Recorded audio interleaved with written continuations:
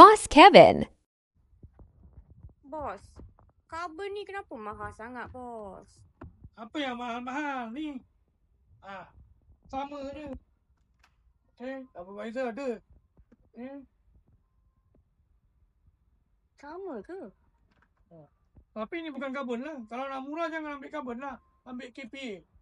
KPA ni alright, kinetic polymer alloy. Tak ringan macam karbon, tapi function sama. Dua alam. So nak jalan jauh, jalan dekat macam ni lah. Okay, jalan jauh.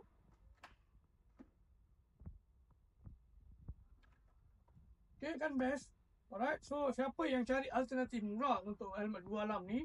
Okay, kita ada KPA shell, alright, ataupun fiberglass murah lagi, murah sikit. Alright, carbon paling mahal, paling ringan. Alright, so anda punya budget, ikut anda punya budget. Semua kita ada, datang ke Benteng 88, dealer besar LS2 Shop.